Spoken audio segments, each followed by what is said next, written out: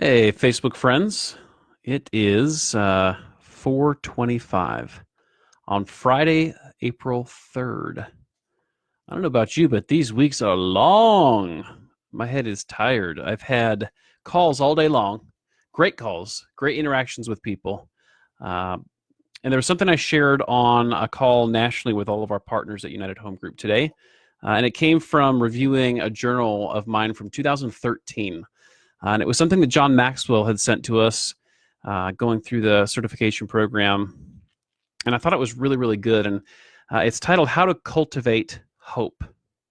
Because I think right now, going through everything, like I get it. If you can't see it, I'm tired. I know you're tired. Like there's just so much we cannot prepare for in this. But the one thing we all need to focus on, in my estimation, is hope. And so I want to read to you. I apologize. I know reading is boring, but I promise you, if you hang out with me here, it'll be worth the read. This is straight from Maxwell, talking about how to cultivate hope. And my eyes are tired, so sorry, I'm putting on my glasses. Here we go. How to cultivate hope. He said there's 3 ways to cultivate hope. Number 1, realize that hope is a choice. Number 1 way that we can cultivate hope is realize that hope is a choice. Let me read you the story. This is exactly what Maxwell sent. British clergyman G. Campbell Morgan told the story of a man whose shop had been burned in the Great Chicago Fire of 1871. The man arrived at the ruins the next morning carrying a table. He set up the table in the midst of the charred debris, and above it, he placed a sign that said, "Everything lost, except for a wife, children, and hope. Business will resume, as usual, tomorrow morning." That man's response is one that I truly admire after such a heavy loss. Where did he get his hope? From his circumstances? Certainly not. From good timing? No. From other victims of the fire? There's no indication of that. How many others face the future with such positive determination?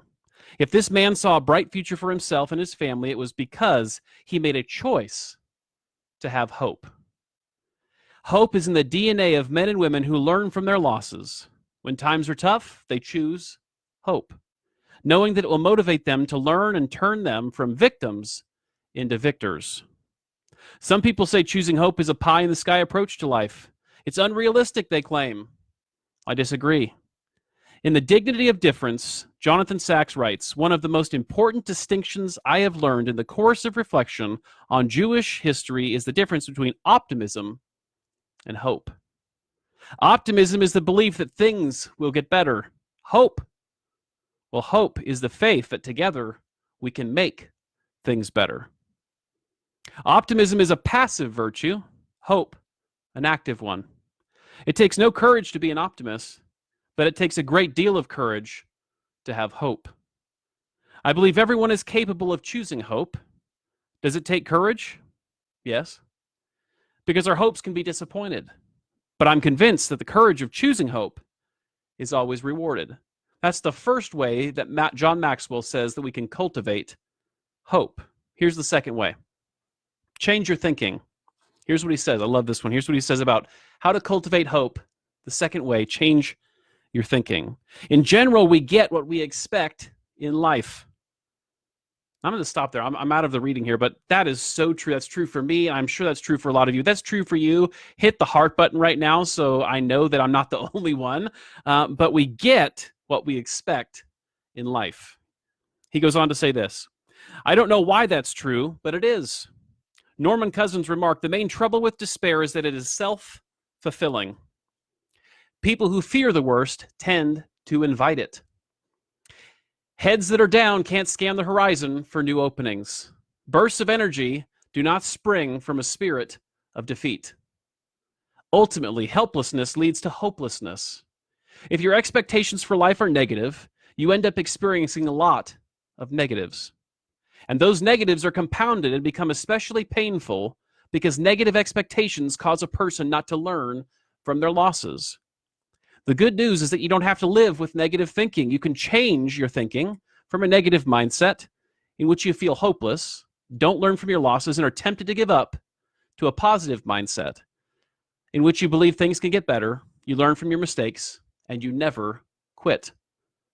If you've been a negative thinker whose motivation has been rarely fueled by hope, then you must make a determination every day to try to renew your hope, change your thinking for the better, and believe that good things can and will happen to you. Doing these things can literally change your life.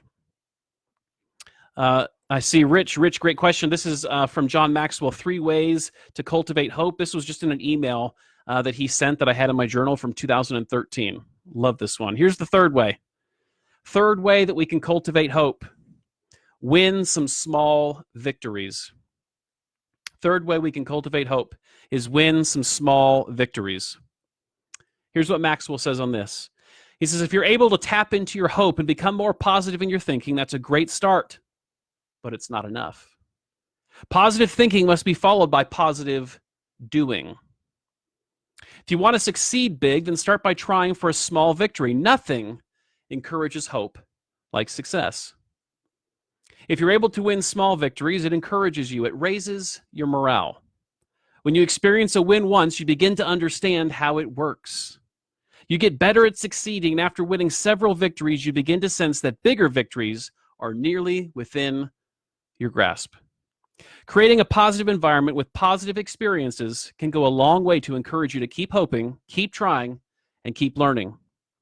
Take a look at the difference between what happens when people sense victory and when they sense defeat. And he gives us an example here. So here's what I want you guys, as you're listening to this, think through this right now in our current circumstance, current situation.